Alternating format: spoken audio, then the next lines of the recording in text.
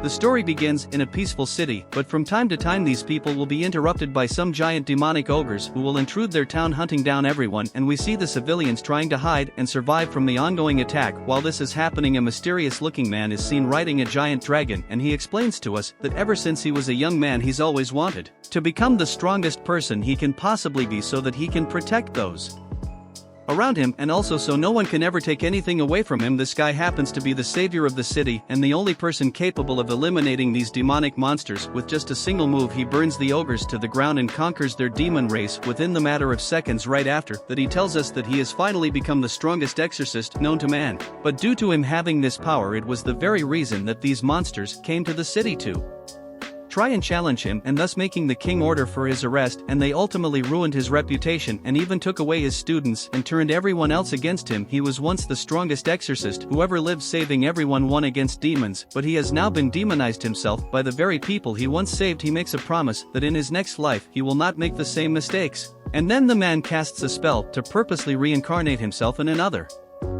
world and escapes his previous life to avoid being hated by everyone. After being reincarnated, the strongest exorcist has now been reborn into a 5-year-old boy named C and is the third son of a very noble family, and they seem to be a family of mages who specialize in all types of magic. The other sons have already been born with incredible magical abilities, and his father is trying to perform a ritual to see if his youngest son has any magical abilities like the others, but the ritual fails, and the father informs the rest of the family that C has no power inside him, so his siblings laugh at him for being an embarrassment to the rest of the family. After being looked down upon by his siblings, C goes outside to the garden where he picks up some leaves and secretly performs a magical spell all by himself, and C can remember his past life memories as being the strongest exorcist and manages to release what's called a shikami spell, and the leaves turn into some rats and other leaves turn into ravens, and they will now protect him while he lives in this other world. This is when his older brother named GLY tries to bully him about being a non-magical user, and then these birds come back just in time to save him, and they stop GLY from hurting Saika. After that his other brother named LT heads over and tries to help out GLY from C's ravens, as he didn't know he had control of the crows and didn't see what happened. It has been a few years since that moment happened, and it is now C's 7th birthday, but unlike his other brothers, Saika does not get to celebrate his birthday, and most people who live inside the mansion just ignore him, so he lives a pretty lonely life. But there are a few people who do like Saika, and one of those people is his maid named Aoife, who normally has to gather C's items and belongings that have been taken by his brother. After GLY visits C's room and starts to tease him about joining the prestigious magical academy, which will better his abilities, as he knows that C's dream was to study magic and be like everyone else. He calls C many names and tries making him jealous about him being the better brother. After their father arrives and tells GLY that it's time for his training before they leave, C quickly asks his dad if he can also join in on the training today, because throughout his whole life he's never had the chance to even be around the training ground. His father eventually agrees, and they all head down to the field. When the three brothers enter the training field, L, his other older brother, is chosen to practice first, and he unleashes a green spirit magical spell. GLY is up next, and he performs a fire spell which impresses his father. Lastly, Saika is chosen to see if he can do anything at all, and he takes the wand off GLY. When wielding the wand he stands in position, and then C talks inside his own head and tells us that he doesn't really want to reveal his true abilities of sorcery to everyone, as he doesn't want to become another powerful person in this life and have everybody hate him once again for being too powerful. But in that exact moment C has had enough of everyone in the family treating him like he's a failure, and said that the strong will always prey on the weak, so he reveals a blue ice and fire spell, shocking his brothers as Saika must actually have some kind of magic inside him.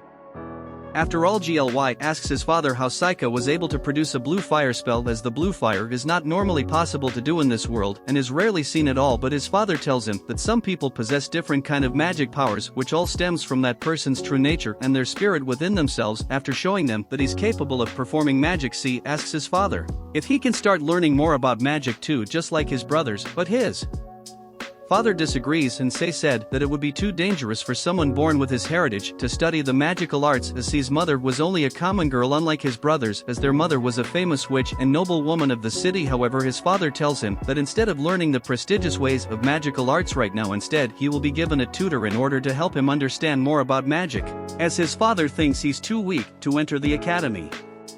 or study in the hierarchy, so C agrees and begins to study by reading the books inside their mansion. We then have a change of scenes and Saika has grown up a bit as he is now 11 years old. He has read and studied about everything he can in this new world and also explains how in his previous life he managed to store many Akashi, otherwise known as Yakai spirits, within him that he defeated in battle. And now they listen to his commands whenever he summons them. Sire remembers these things from when he was the exorcist, so he decides to see if these Yakai spirits will assist him in this new world. He only wants to summon a non-lethal Yakai at first to see if it still works. He then creates a door which opens up to a different realm, and then the Yakai spirit named Yuki appears. However, Saika is surprised because in his previous life Yuki was already a grown-up woman, but in this life she appears to be an adorable but slightly annoying girl who won't leave him alone. She asks Saika why he summoned her to this world, but Saika tells her it was only a test and then tells her that he can't afford for anyone to see her, so he transforms her into a small fox form. Outside sees Rumifa accidentally spilled some water on GL's feet and he gets extremely angry at her for being a useless slave, but right then he tries getting closer with her and tells her she can repay him for this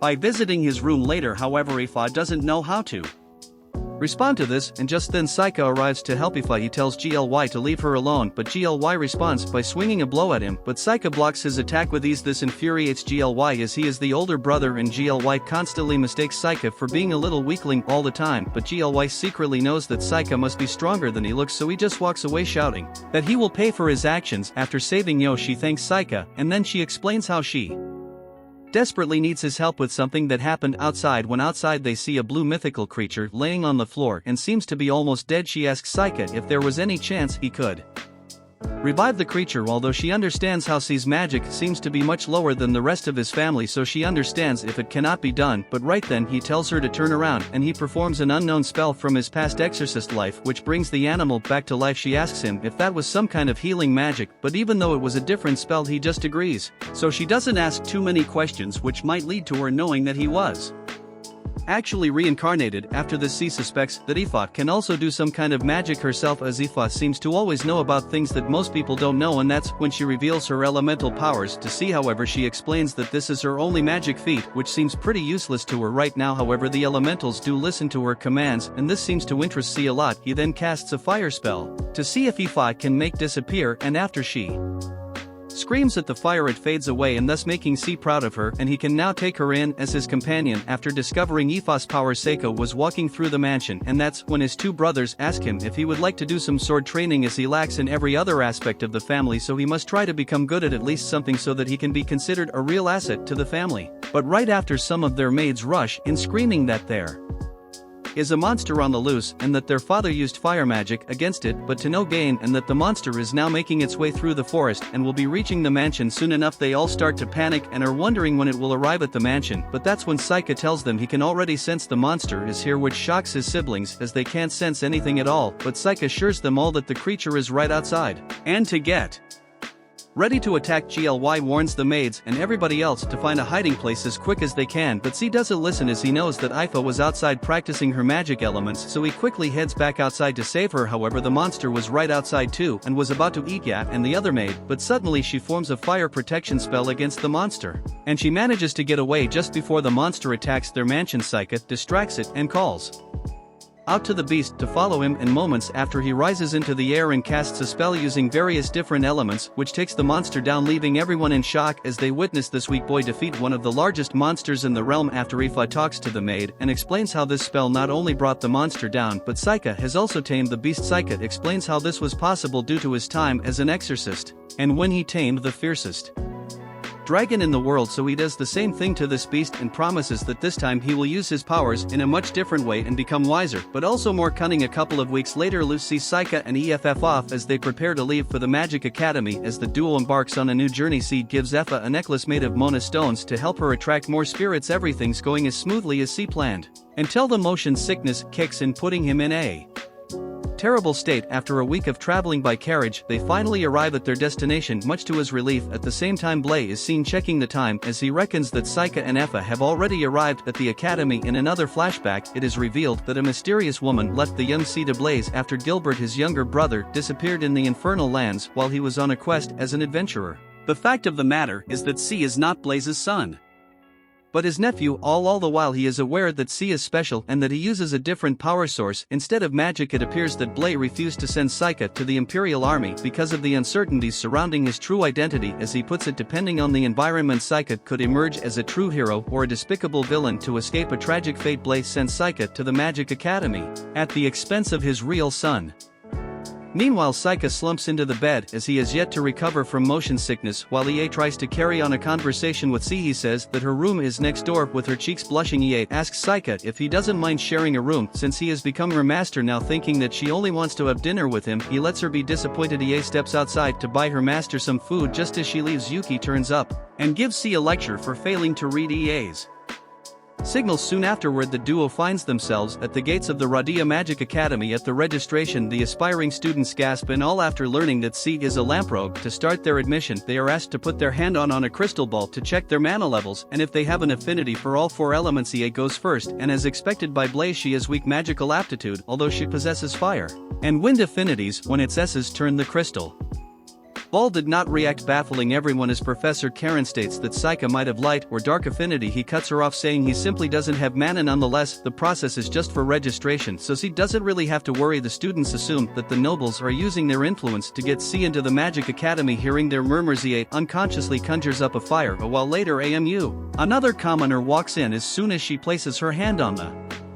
crystal ball, a white light flashes, revealing that the girl is Omni Elemental. Surprising everyone before she leaves, Saika thanks her for shifting the attention away from him. Aloe makes it clear that she did not do Saika a favor, and just like the others, she believes that he's using his noble status to get admitted to the academy. While looking at C gets reminded of his prized disciple, as they share the same features, except for the hair color. In a short while, the practical skills test begins. While watching the exhibition, Saika observes that most students use identical elements and that their power is mediocre. Just then, EA steps in for her turn using the intermediate level spells Flame Note and Wind Lance. The supposed to be magic resistant elemental targets prove to be otherwise. With the spectators' jaws dropped open, Professor Cordell assures them they prepared spare targets. Seeing EA's growth, Saika can't help but feel proud as tears start to well up in his eyes. Following her lead is C himself, who surprises the students with his unique blue flames. While the fire is still not going out, he turns the granite into a pyate crystal. When Saika is asked about the spell he used, he deliberately ignores the professor. Moving on to the last target, he summons a torrent of water and turns it into ice. Just as he finishes showcasing his abilities, Effa tells him he left the other students speechless. As the test ends, the two proctors talk about how well Saika and Effa performed despite lacking mana and having low magical aptitude, respectively. Having said that, AMU stood out among the students after breaking all the elemental targets. For the record, she's the first student in the academy to accomplish this exceptional feat. The next morning, while checking the admission test rankings, he gets shocked to see his name in third place below Effa, who places second. As expected, AMU scored the highest, leaving C thinking he might have just found the one night. While the duo walks toward the auditorium for the entrance ceremony, he feels something strange checking they stumble upon multiple spirits which lead them to a dark magic circle in the woods. Before they head to the auditorium, SEO leaves some paper dolls to monitor the area. Once there, AMU delivers the commencement speech as the student representative while sharing her reason for attending the academy. C feels an ominous presence drawing nearer and nearer. All hell breaks loose when the lesser devils barge into the hall, sending the students into a state of panic. Just as he's about to interfere with the students, barely leaving a scratch to the enemies, AMU shows them how it's done. Amidst the chaos, Sar realizes that the devils might just be a distraction. As soon as he finds the caster, he asks FHA to escape back in the woods free of witnesses. Saika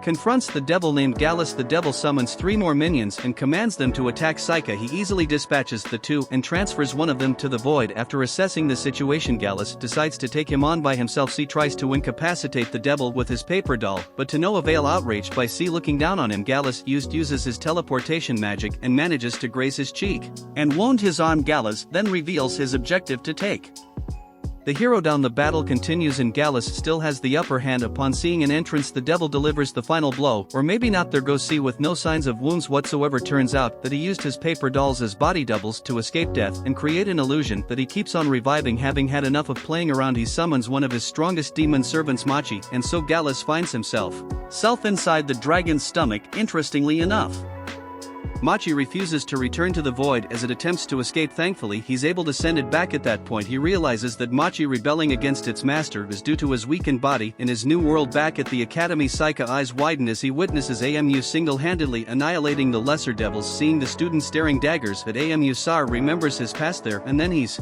determined to befriend AMU and make her the strongest. For what it's worth, he doesn't mind living in someone's shadow as he promises to live a peaceful life. This time, a month later, Saika tries to approach AMU, but the apparent Sunder keeps driving him away. While walking, a green fluid suddenly pours over the duo, prompting C to teleport with effort to a safe spot. Cordell hurriedly checks on them, revealing that the mixture has a monster's blood he's using for research. Seeing the clay pot float earlier, Saika confirms that the professor is a light element specialist in class. Karen asks the top 2 students to assist her with the upcoming founding anniversary. Right, they are tasked to deliver the new student roster to the temple in the Radia forest and have it blessed. Since C met galas in the same location, he asks Effa to decline the request, forcing the professor to assign him in her stead as the 3rd place student. The day of the rite arrives with Karen handing the register to C. Heading to the forest, AMU accuses RMC that he's trying to make a move on her, to which she clarifies that she had it all wrong. While teasing AMU, she suddenly feels a jolt of pain. Confusing C. Looking around, they come across a magic circle on top of a cut-down tree. Unbeknownst to them, it is a trap as they get transported to a dungeon. Lizard folks turn up, and AMU takes it upon herself to get rid of them. Just as she keeps her guard down, another monster appears. This time, C steps in to save her with a wood spell, which AMU has no idea about. While looking for the exit, he uses his talismans to light up their way. Judging by her reaction, AMU seems to be enjoying the present circumstances, and stumbling upon stronger monsters makes it more evident. Unfortunately, after eliminating a horde of monsters, a troll knocks her out cold, prompting Saika to summon the giant centipede in one go. His demon servant clears their path. Upon waking up, AMU gets shocked to the core after noticing that the monsters have been dealt with and her wounds are gone. However, her chronic headache stops her from talking. To ease her pain, C puts up a barrier that blocks off curses. Mama reveals that her headache started when she enrolled in the academy, but she believes that it's not a curse. She thinks otherwise since the barrier stopped her headache, so he suggests searching for a curse mark on her body. After careful scrutinization, she fails to find any mark. In the meantime, he asks for a strand of her hair and attaches it to his talisman as her substitute. This way she won't have to stay inside the barrier for comfort. As they engage in a casual conversation, AMU learns about C being an illegitimate son. He takes his chance and asks AMU about her family, to which she reveals that her mother is a guild officer while her father is an adventurer. Seeing her sad reaction, C switches the topic to her hobbies. AMU stresses that she has always loved fighting both monsters and humans. Safe to say that growing up, the people around AMU and her own family find her passion disturbing. With a long face, she asks C if she's weird, to which he replies that she's not. Continuing their search for the exit, they finally meet the dungeon's boss, a giant Naga. By teaming up together for the first time, they manage to defeat the Naga. Overwhelmed by their chemistry in fighting monsters, AMU leaps towards Saika, almost hugging him. She immediately removes her hands from his shoulders when she realizes that she's slowly drifting away from her cold character. Talking about a dungeon, AMU ends up with a mythal sword, while C takes a magic ring. Ultimately, they escape the dungeon safely after connecting the dots. Saika figures that Cordell is behind AMU's suffering. He secretly confronts the professor, who's busy running a ritual without beating around the bush. C commands Cordell to reveal his true nature. Turns out that he's a human, or more specifically a devil's agent, who's also after the hero. Dropping the facade of a timid professor, Cordell bursts into maniacal laughter as he prepares to launch an attack. C claims that the curse no longer affects AMU, but his paper doll. C then summons a devil and transfers the curse to himself, which leads to reflecting the curse back to Cordell. Hence, the professor kicks the bucket. Sometime later, C gives the magic ring to EA. While the spirits flock toward the ring, AMU comes into view. He enthusiastically greets her, but to his disappointment, she's back to her usual self. Moreover, she becomes closer to EA. Instead, a year has passed since the incident, and there has not been a single devil attack. While eating, the vice principal informs C and that they're being summoned by the principal to her office. The following day, Saika meets with the principal, Ademium, who prefers to be identified as a demi-devil. Finally meeting Saika in the flesh, the principal mentions his striking resemblance to Gilbert. It appears that Saika just discovered that Blay has a brother. After a chit-chat, the principal requests Seiko or Effa to participate in the capital's Arts of War tournament with the new student named Mabel as soon As AMU learns about it, she throws a tantrum questioning the principal for not choosing her as the academy's representative. In the end, Saika decides to join the tournament. Sometime later, AMU blabs on and on about her bias against the nobility, claiming that Mabel pulled off a sea stunt to get admitted to the academy. Coincidentally enough, Mabel turns up behind them. She provokes AMU and tells her she wasn't chosen because she's weak. As the tension rises between the two, AMU interrupts two students in training and asks for their swords. After Saika signaled the sparring match ensues, AMU initiates the battle only for her attack to be parried by her opponent. Just then, Mabel charges with full power, forcing AMU to be on the defensive.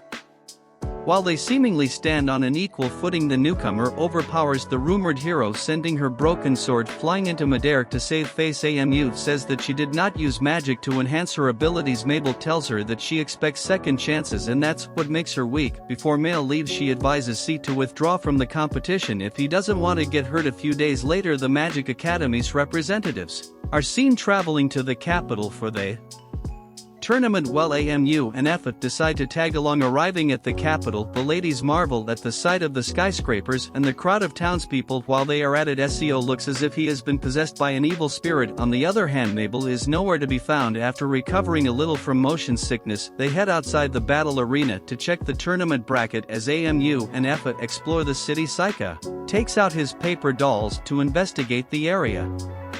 Later on, the Arts of War tournament officially begins. As the host welcomes the entrants in the audience, she reveals that the competition has changed as it now allows the use of magic and not just swords. As a result, the mages make up half the number of the participants. Apart from conceding, getting thrown out of the ring, and passing out from the battle, the host adds that once a participant's amulet breaks, its game over. Kicking off the first matchup is Seiko, who's pitted against Dennis from the gala's mercenaries. Truth be told, every anime character should take note of Dennis' words as he declares to cut down C before he finishes his incantation. Unfazed by his threat, Saika states that he's not feeling well, so he'll end the fight. Quickly enraged, Dennis charges first and pierces his body, or more accurately his dummy, with quick work. Saika sends his opponent out of the ring, claiming his first victory. Joining the crowd, Seiko watches a battle between Baron, a student from another academy, and Kyle, a guard from the Legrock merchants. Just as the mage is about to cast a spell, he suddenly finds himself unable to move. Kyle slowly walks toward his direction, sending him to the afterlife without mercy. While the crowd's reaction is divided, the host announces Kyle is the winner. After the battle, Saika figures that Kyle is an evil eye wielder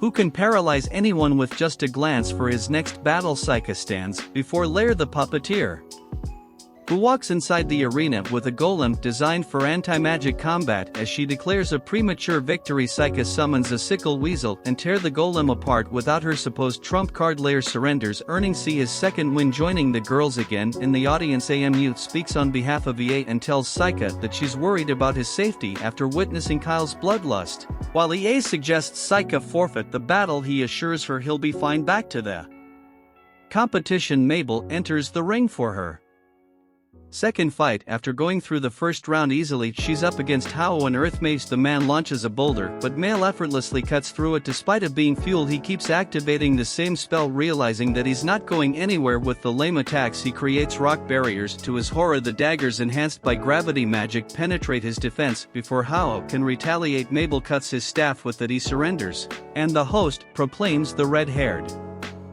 hero as the winner. Hearing this, Saika asks the girls why Mabel is being referred to as a hero, to which AMU tells him that the second hero to ever exist is called Mabel. EA adds that she also uses the same weapon at night. Saika confronts a devil's agent after sending his shikami to stop the pigeon from delivering a message. The man attempts a sneak attack only to get restrained by some vines. As he refuses to reveal his motive, Saika summons Satori, a mind-reading ape-man with Satora's help. Saika learns that the man works for two devils who sent him to spy on Mabel as the rumored hero. Apparently, Mabel matches the prophecy from her gender to her hair and her skills. After getting all the information he needs, Saika gives the man to Satorit as a reward. Not long after sending Satorit back to the void, C checks the letter from the pigeon only to find that it's a coded message. Even so, he believes he now knows what the academy is after. As he puts it, the principal wants Male the false hero to win the tournament and attract attention to keep AMU the true hero off the enemy's radar. Although he has already figured out the Academy's intention with Mabel, he still has no idea why he was sent with her. The next day Kyle wins his match with another flawless victory. A young knight named Rena skyrockets into the list of the tournament's favorites after displaying his mastery of the 4 elements.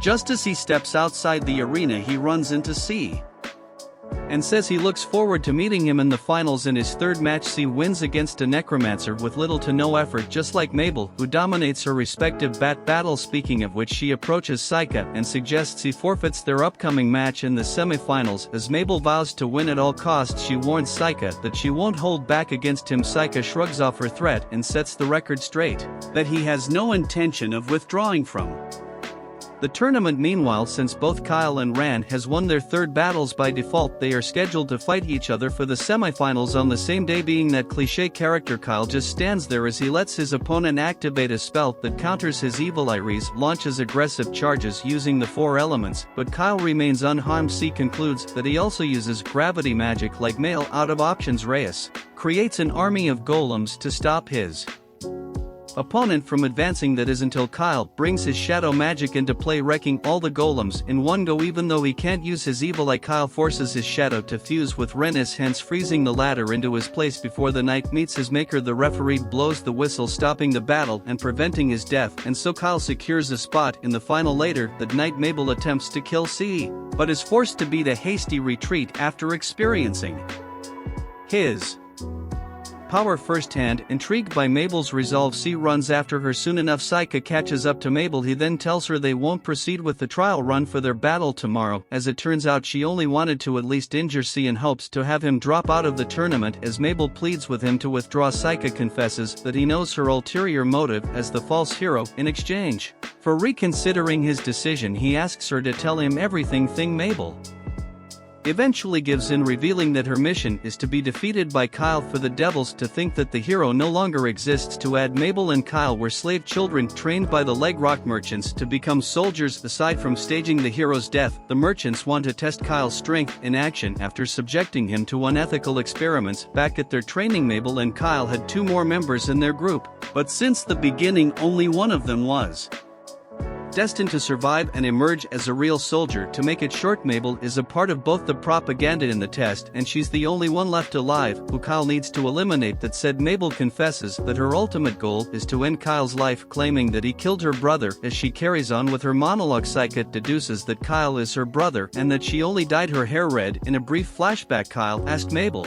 to put him out of his misery should he lose his sense of self after the experiment. Unwilling to let Mabel dispatch her own brother, Sika makes up his mind as he decides to finish off Kyle himself. The following day, their final clash begins from the get-go. Mabel goes all out on the offensive and dominates the first half of the round. It won't last, however. C alters the weight of her weapon, making it 1,000 times heavier. Without it, she gets caught by his mercury vines, restraining her fully. While Mabel feels confident that C won't be able to lift her weapon, he channels his inner Thor and proves himself worthy. In a short while, he wins the match by the judge's decision. Without further ado, let's head to the championship battle. Kyle asks C if Mabel is still alive as he plans to execute his mission. After their fight, Saika reminds his opponent to abandon the mission, stressing that Mabel is his sister. Kyle turns a deaf ear and reminds Saika not to stick his nose where it doesn't belong, as C swears to have Kyle apologize to his sister. The former envelopes the arena with a red mist with a deadpan expression. Kyle holds out against his blue flames and mercury vines. Saika puts up a deflector shield just as his opponent fires a shadow attack. Determined to have Kyle show a different expression, he summons an ox demon with a single blow from his demon servant. He passes out shortly. Kyle's failure to carry out his duty triggers the merchant's curse, prompting Saika to activate the barrier. To his shock, the curse's effects persist, leaving him thinking that he encapsulated Kyle. A little too late. Before he dies, he requests Saika to tell Mabel how sorry he is. Saika attempts to revive him but is abruptly stopped by Yuki, reminding him that all his efforts will be in vain once the crowd notices his immense power. After reaching the battle's conclusion, Saika sent Kyle's body to the void to hold a proper burial for him later. For fortunately, the people believed his alibi that he completely obliterated Kyle during the closing ceremony. The emperor did not show up and the organizers handed him the rewards. While he gladly accepted the prize money, he rejected the offer to serve as a member of the Imperial Army. The next morning, as Mail laments Kyle's death, Saika convinces her to continue studying at the academy as its real student. As soon as AMU catches sight of Mabel, she challenges her to a duel. This time, the hero wins the fight. After she uses magic back at the academy seat, applaud the principal for using him as a pawn to bring her cunning plan to fruition. Safe to say that the principal hit two birds with one stone, as she deprived the Legrock merchants of Kyle and kept Mabel at the academy. Months pass and Mabel, sporting her original hair color, joins Saika's small circle as they talk about their plans for the summer break. Saika shares that he's been assigned to take over Blaze's job to investigate a dragon in the Asteria Kingdom. While Sika refuses AMU and Mabel's request to join him, he asks Effa to be his company. Much to her delight, suddenly Cecilio, the crown prince of Aria, and Lys, his elf attendant, walk inside the cafeteria. The guy approaches C and exchanges pleasantries with him. Cecilio's attention immediately shifts to Effa and compliments her beauty. He claims that she must be a noble lady to be able to study in the prestigious academy. At that instant, he asks Effa to join his harem and become one of his wives. With crimson-dyed cheeks, CA confesses that she's a commoner, and C's servant Cecilio asks her master to name his price for EA before C can even talk. Lee alerts Cecilio that he's barking up the wrong tree. Elsewhere, the young lads talk about Saika's mission with the dragon, as Cecilio states the legendary creature has always lived in harmony with his people, until it starts acting strangely over the past year, attacking crops and livestock. Cecilia worries that their country's problem might turn worse anytime soon. After giving C a rundown of the dragon's background story, the prince suggests they have dinner together, as the sight of Effa makes him hungry again. Lys interferes and reminds Cecilio to stop pursuing the matter. Later on AMU, and Mabel confronts Saika to confirm if he's going to give Effa to the airhead prince. He makes it clear that handing Effa over to someone never crossed his mind, but he won't stand in her way if she wants Cecilio. The girls advise C not to open the topic to EA, as it might come off as offensive. Soon afterward, the duo travels to Aria Kingdom with the prince's carriage and its escorts. EA mentions the possibility that Cecilio wasn't serious about adding her to his harem, to which Saika admits that she really piqued his interest. Hearing this, Effa seems flattered, causing C to get a little worked up. 9 days later, they finally arrive at Prostor, the old capital of the Asteria Kingdom. Just as they get off the carriage, the dragon attacks them. Zekta, mercenary group leader, summons a lava tiger to fend off the dragon. While the beast successfully drives the dragon away, it suddenly attacks Ie, who's frozen in fear. Sar rushes to save her, and when he's about to take the tiger down, Z stops his wild pet with a magic chain. After learning that Saika will investigate the dragon, Z gives him an arrogant sneer. When C asks Cecilia why he hired a mercenary group, the latter reveals that if worst comes to worst, he'll order the killing of the dragon. Saika advises the prince to reconsider his decision to avoid the worst-case scenario. Enraged by Saika's remark that he is incapable of defeating a dragon, Z lashes out at him. Cecilio intervenes before they cause a scene at the library. C discovers a story similar to what's currently happening in the Asteria Kingdom. A queen raised a male dragon until a female dragon appeared, and they decided to live together deep in the mountains. Since then, 50 years have passed and their behavior changed drastically after they had hatchlings. C believes that magical power alone wasn't enough for the hatchlings to survive, so the dragons resorted to hunting livestock. When the baby dragons grew up, they left the nest. Another 50 years went by and the female dragon died by natural death. Still clueless about why the existing dragon is becoming violent, Saika decides to search for it in the mountains. Night falls and Ie informs C that Cecilio attempted to summon her to his room, but she refused, too scared to be alone. Ie decides to stay inside C's room. Unable to sleep, Saika talks about the prince's offer to Ie. He tells her that if he's the only reason that's holding her back, he assures her that she doesn't have to worry. In tears, Effa sleeps with a heavy heart as if nothing happened last night. Ie asks Saika to be extra careful as he goes on a solo adventure. The following morning, Wise meets with Ie and tells her that the spirits avoid C because he is a monster. Ie, who has lived her entire life with her master, refuses to acknowledge her claim name, stressing that Saika is still a human. Even Soli suggests C stay away from him before extending her hand to invite her to see the harem. At the same time, Saika finally finds what he's been looking for. The dragon breathes fire on him, so he surrounds himself With a barrier since it's been a while since he last encountered a decent opponent, Saika summons a baby-sized elderly yakai as his demon servant releases a piercing cry. The dragon slumps to the ground. He then traps the dragon inside a fire-resistant net. Seeing the egg on the nest, he realizes is that the male dragon turned into a female after its mate's demise, hence it suddenly behaves wildly. Hiha is spotted exploring the harem, which actually works like a university for young ladies, where the next queen and government officials come from. Lies continues to convince EA to stay in the kingdom and join the royal harem. On the other hand, Saika takes the role of the previous queen as he helps the dragon hatch its egg. Now that his job is over, he tries to leave the dragon, but it pulls him in as if it wants C to stay longer, unaware that Cecilio has already processed her release from slavery. Effa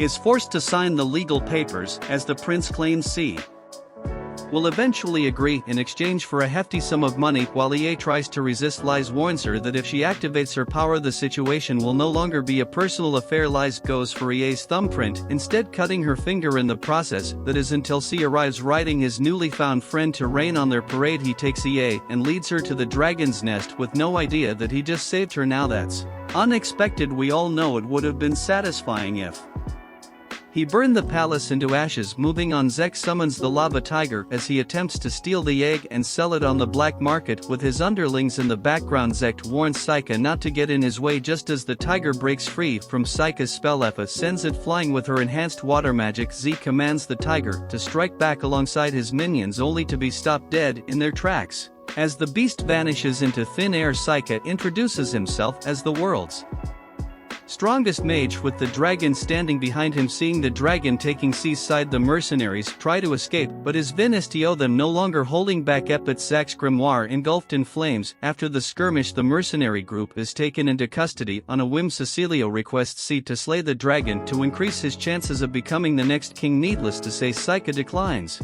so the prince orders his arrest, accusing him of altering the dragon's behavior. Just then, Cecilio asks Aoife to join his side now that her master will be held captive in the kingdom. For the first time, Seiko loses his cool as he gives the prince an earful about his incompetency and lack of empathy. Amidst the commotion, Lies cracks up and asks EA about her decision over the prince's invitation. Ultimately, she refuses to be a part of the royal harem as she remains loyal to C. After Cecil's rejection, Lies apologizes for the unjust treatment Saika and Effa experienced during their stay in the kingdom. Sometime later, Lies speaks with Effa alone. She asks if she really loves Saika, to which she says yes. After that, Lies gives EA multiple light spirits capable of healing. It appears that EA is connected to the Els race because of the nature of her magic. Elsewhere, 5 dangerous creatures, namely Zoram, the group's captain, Mutt, the strongest ogre, Pygia, an evil eye user, Lonnie, a monster tamer, and Gons the devil, gather to hunt for their prey. The hero at the Academy, Saika, invites AMU to their mansion to meet his family. He also asks Mabel, as it seems unkind to leave her out. Of course, it's not because he really wanted to introduce them to his family, but because of a request from an influential person. Upon arriving at the Lampert K estate, they are greeted by L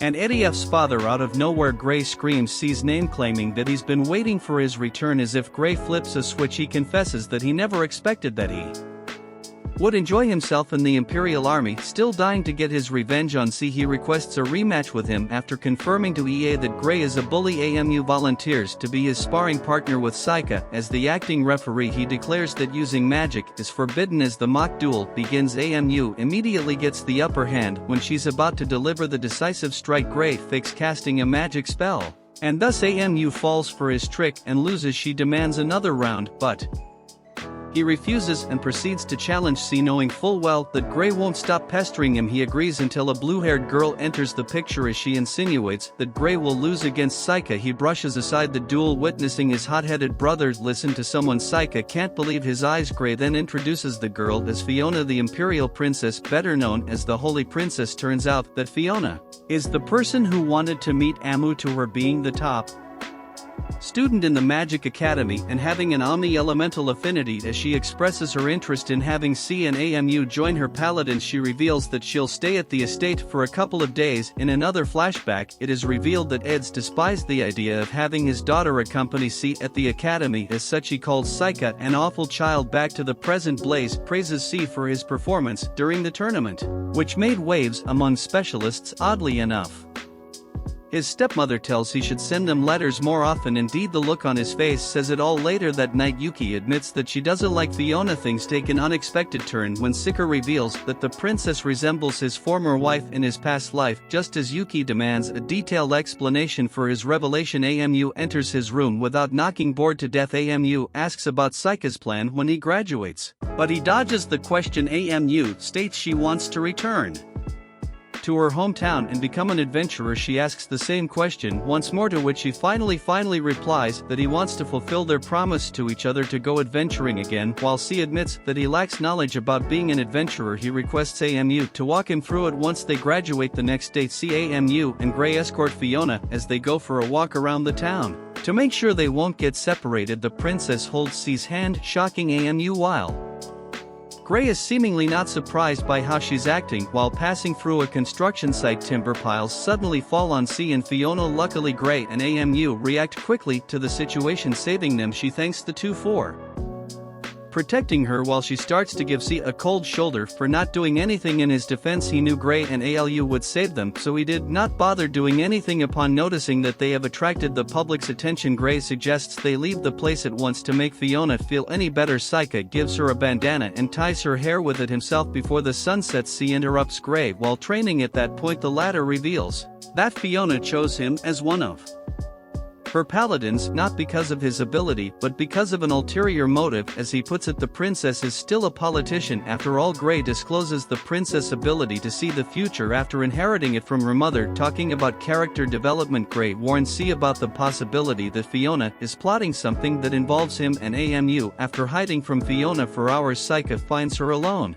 on the terrace playing chess by herself. She then invites him to play with her. Since no one has defeated Fiona in chess, she decides to play with just 8 pawns, and the king, as Sika claims he'll give the princess her first loss. Fiona suggests they make a bet whoever loses will follow whatever the winner wishes. While they are at it, C confronts the princess about her ability to catch glimpses of the future. She's seemingly calm and collected even after getting exposed that she intentionally stood under the timber piles. She even thanks Gray for saving her the trouble of telling her secret to his brother. A while later, Sika surrenders, which leaves the princess still undefeated even though she can see the future. C gives credit to her skills as the winner. Fiona tells Sika that she will take her time to think about the things she wants him to do. Deep in the woods, the 5-man squad just finished exterminating some humans. Zoram commands his subordinates to replenish their strength before they carry out their main objective, and just like that, the short vacation is over as C and the girls prepare to leave the mansion, sharing the same carriage with Fiona and Gray. Sika asks his brother, as the captain of the soldiers, if it's okay that he's out in the open. Gray stresses that his top priority is the princess' safety, and given their numbers, he's confident that nothing will happen. That is until a group of bandits try to ambush them as they take out an empty carriage they used as a decoy. Sika leaps on top of the carriage and sees several bandits surrounding them. The enemies fire their arrows at C, but he deflects their attacks with a single spell. They continue to target him, but it's a futile effort. Hence, the bandits' leader orders his men to ignore Sika and search for the princess carriage. Instead, with that, Gray steps outside and commands the knights to crush the bandits. Upon the request of Fiona, C catches all the enemies with his vines. When he checks on the ladies, he's surprised to know they had no idea that the bandits were behind the disturbance. Shortly, Fiona summons C to thank him for capturing the enemies, who turned out to be assassins. C then asks the princess if she plans on using them as evidence against her political rivals. Fiona confirms his hunch, but she's still uncertain about the identity of the person who sent them. She also reveals that there's another group of assassins on their way, but they won't try to attack them. The next scene pans over to the lifeless humans who ran into Zoram's squad. Before they part ways, Fiona reminds C that she is on his side no matter what. A girl who can see the future and a boy who has installed CCTV everywhere with his talismans. They're the tandem to beat. Sometime later, the principal requests Sika to represent the graduating class at the opening ceremony. Surprisingly, he agrees on the spot, while Yuki expresses her worries that he might Standout C says that he's starting to think that finding someone who would take the place of the strongest no longer concerns him. From then on, he decides to act more freely without feeling wary of his every move. Meanwhile, Zoram and his subordinates are spotted standing outside the gates of the Magic Academy. After giving his men a pep talk, they teleport inside the walls and find themselves surrounded by red mist. Gons produces fire to light up his path until he comes across two Students in haste, he covers them up with his flames only to get himself disappointed. Philia and Lonnie team up with the latter, summoning 2 wolves to catch someone running nearby. Once the wolves return, Lonnie notices that something is off. Nutev is becoming impatient as he has yet to stumble upon anyone until some daggers pierce his club. Mabel casually walks toward Mutt and asks who sent him, realizing that it doesn't matter. She initiates the battle despite the ogre's body build. He's somewhat on par with Mabel's agility as she keeps throwing powerful charges. Mev is feeling pumped up until the daggers restrain his body. To her shock, the ogre breaks free from her spell, revealing that he's resistant to all elements. Nutev leaps to deliver his finishing move and crushes the ground. However, Mabel vanishes and all that's left is a talisman. Strangely enough, Zoram and the others meet at a certain spot, each holding a talisman. Speaking of the owner, C turns up just in time. Before they retreat, he reveals that the students they encountered are all Shikami except Mabel. As Muter challenges C for one-on-one combat, the former falls to his death in a blink of an eye. Piece Rhea steps in and activates her evil eye to turn C into stone. As a response, he summons a white snake and its eyes overpower Pyrrhus Raz, leading to her demise. Lonnie takes advantage of the situation and attempts to tame the white snake. It goes without saying that Sace Demon Servant does not see the bunny as a friend but as a snack. At that moment, Zoram regrets sending his party to the Magic Academy. With his ability to detect someone's power, Zoram blurts out that C is none other than the Devil King. He commands Gaines to teleport and tell their people about their discovery. As Saika declares that they won't succeed in killing the hero, Zoram mutters that the prophecy about the Devil King joining the human side has come true with his Opus abilities. Another one-hit moment flashes on the screen as Zoram reunites with his subordinates in the afterlife after narrowly escaping his death. Gannis is seen in the forest badly injured. While he believes that he's now safe, Saika pulls off another trick, sparing him no mercy. Unaware that Saika had already disposed of the enemies, Mabel rushes to inform him about the ogre that got away from her. While Mabel is still frantic, Saika tells her she doesn't have to worry. He then asks her to keep what happened a secret between them. After the incident, C seeks AMU's help for his upcoming speech at the opening ceremony. Just as he prepares to leave, a Lance of Night enters the hall announcing they were sent by Lord Marquis Grevel. The Knight Commander shoves a student as they make their way toward AMU. After confirming that she's the daughter of Crowden the Adventurer, the KN Commander accuses AMU of treason against the Empire. As he puts it, AMU took the lives of the ambassadors from the infernal lands, leaving her utterly confused. As the knights begin to restrain AMU, Saika stops Mabel and Effa from interfering. He assures Amama that she will be released one way or another. Later on, C meets with the principal and shares his stand about the present circumstances. He believes AMU's arrest is the Empire's last resort to dispose of the hero. The principal tells him that she is exhausting all her resources and working all her influences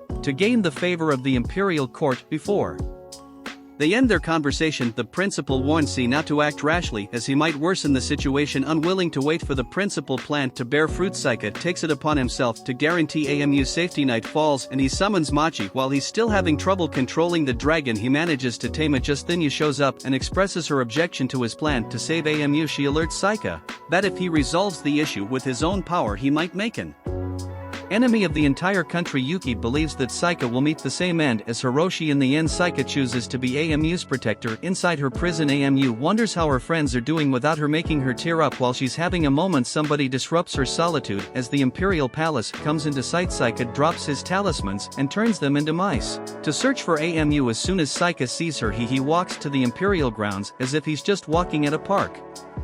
A knight blows a whistle and before C knows it, he's completely surrounded. Several arrows rain down on him, but just like before, he easily deflects their attacks. Since they won't stop bugging him, he generates massive boulders and sends them plummeting straight to the knights. Walking further, he runs into more knights, but even so their numbers aren't enough to stop him. Soon enough, Saika finds AMU and melts the metal bars. While he asks her to escape, she refuses and demands he goes home before his family gets involved. AMU tells him to just wait for her at the academy until she's free. After a brief pause, Sika reveals that the Empire won't let her go because she's the hero and they fear her power. As Saika continues to convince her, Gray and Fiona turn up at the scene. At that instant, Saika asks Fiona why she wants AMU to die. The princess states that both the hero and the Devil King are relics of the past, and for as long they live they can spark wars. To add, Fiona reveals that AMU has not yet earned the title of the hero because C is doing all the work that she's supposed to do to unleash her full potential. The princess pleads with Saika to step back as she promises to return AMU unharmed and he will not get punished for his actions. Saika eventually realizes that Fiona wanted to meet both of them before so she could make such a request. For that reason, Sika remembers their promise